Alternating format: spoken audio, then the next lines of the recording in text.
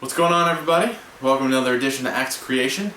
Today we're going to be looking at how to spice up some of your chords and add some quote-unquote jazz chords into your playing, into your metal compositions, into your riff writing. Now, we're going to be looking at 3 different chords, which I think every player should know, and they're some of my personal favorites. So we're going to be looking at a major 7 and a major 7 sharp 11 chord, big fancy name. We're also going to be looking at a minor 9 chord and a minor add 9 chord, and then we'll also be looking at a minor 7 flat 6 chords. Now, all of these chords are real popular. They're all used in a lot of contemporary metal playing and contemporary rock playing. So let's get started. So the chord progression we're going to be doing is a very simple progression. We're going to play E flat major, simple bar chord, 6th fret of your A string, right? So it's 6, and then with your ring finger it's 8, 8, 8. All simple bar chords. And then C minor, 3rd fret, 5th string. G minor, 3rd fret, low string. And D minor, 5th fret, A string. Now, some of you might play chords like this, and that's fine. They're nice. But if your ear is getting a little bored with them, let's spice them up a little bit. So what we're going to do is we're going to take the first chord. It's a major chord, so we're going to keep that quality, and we're going to make it a major 7 chord. And the only thing that we have to do is change the note on the G string from the 8th fret to the 7th fret, so you get a half step below the root, and you can play that with your middle finger. A lot of you might even know this chord already. So it's first finger on 6, ring finger on 8, middle finger on 7, pinky on 8. That is a major 7 chord. One of my favorite chords. I love isolating just the major 7th interval. Very aggressive and very dissonant interval, and sounds great for heavier riffs, which you'll see in a little bit.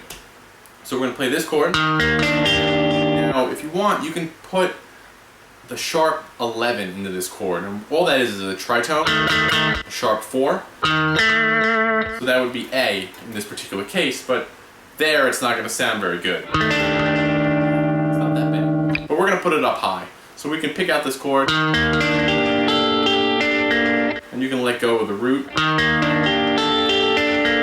that way, or you can just remove the 5th, which is the note that your ring finger's on, and play it with your middle finger, ring finger, pinky, and then with your first finger you play 5. You can even bar 5 and get the major 3. That chord sounds real nice. So next chord is C minor. We're going to make this a minor 9 chord. And I'll give you 2 different voicings or fingerings for it.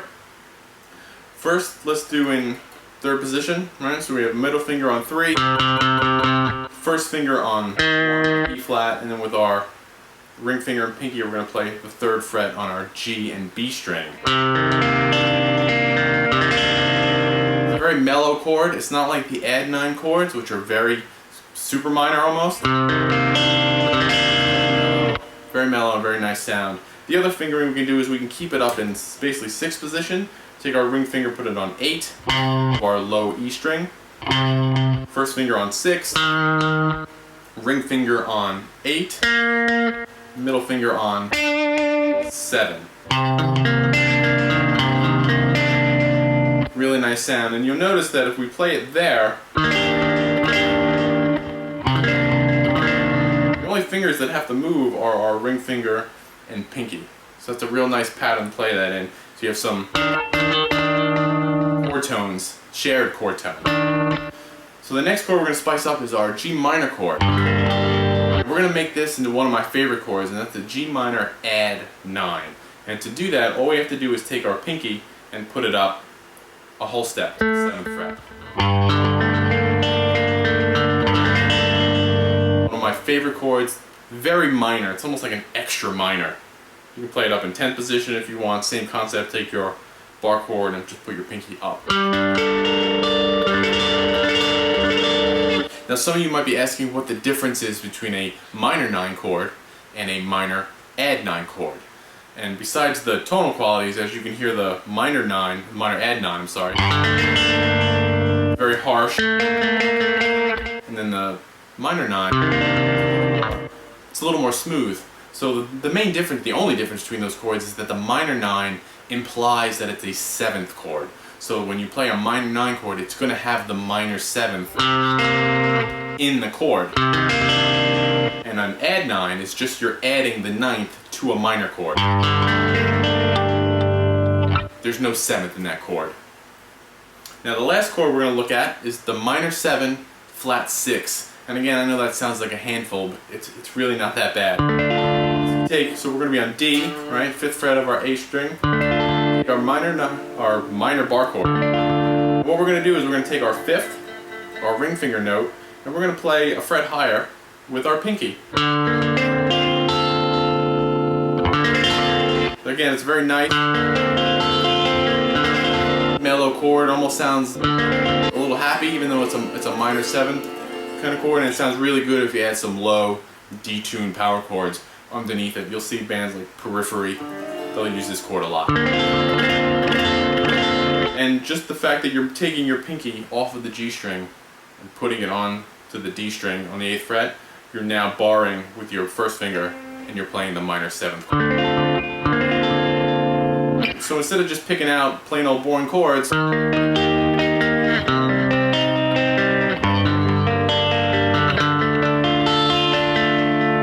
great chord progression, nothing too special when it comes to the harmony or extended harmonies, but when we add the other notes in, it sounds really nice.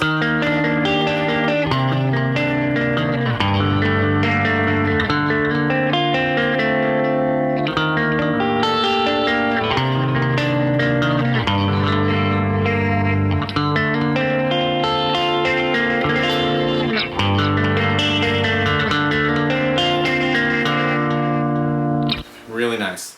Now I know what you're saying. You're saying, Greg, that's not really heavy. I like to play a lot of rock and a lot of metal, and that's not either. So you can take what we just did and make a nice intro section, a nice solo section, a nice little breakdown. Whatever you want is still going to work. So now we're going to apply this to a heavy riffs. I'll show you something that I would do a lot in my writing.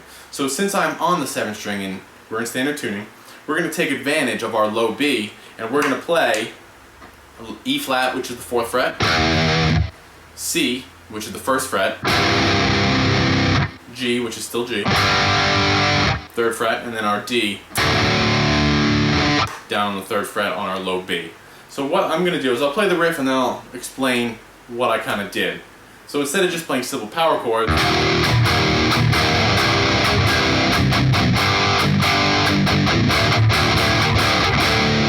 that's not very boring, and that is kind of boring and not very boring. That's not something that I would write all the time unless I was just using that as a jam track or just a solo over those chords. But if I'm actually going to make a riff on it, I would probably do something more like this.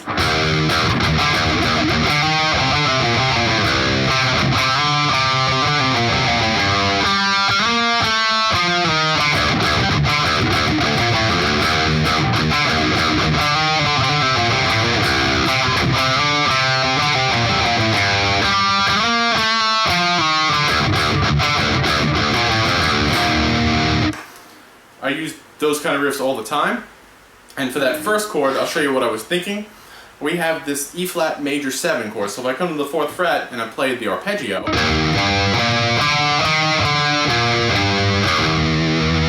right, and then I jump,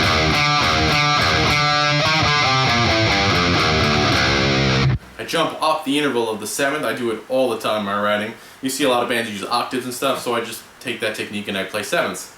So I love the way the 7th sounds. So basically I'm just going down the scale. And if you're curious about what key all of this is in, you can think about it as G minor or B flat major, or since we're actually playing these chords focused around, starting at least, on E flat, incorporating this E major 7 sharp 11 chord, you can think about it as E flat Lydian.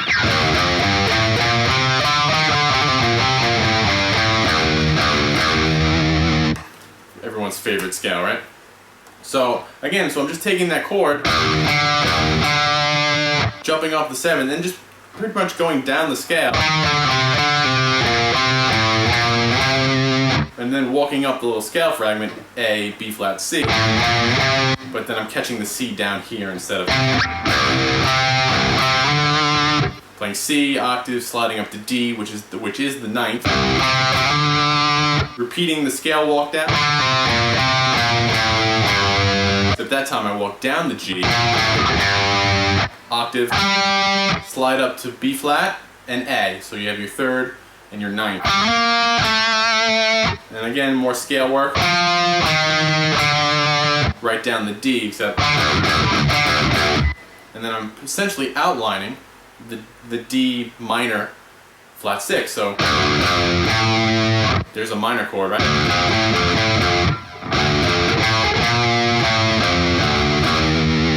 And there's my flat 6. So I'm outlining those chords. I'm not specifically playing just those chord tones, but I'm trying to incorporate some of the ideas from all of those chords into the riff.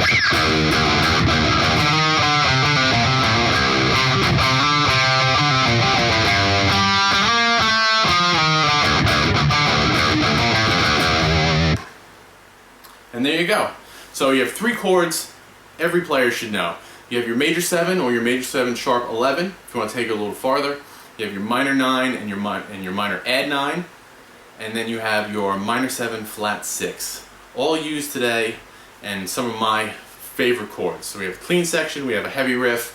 You can find the transcription to all this lesson on my website, axcreation.com. And I hope you can apply some of these chords to your own writing. So as always, let me know what you come up with, and until then, I'll see you next time. Thanks a lot.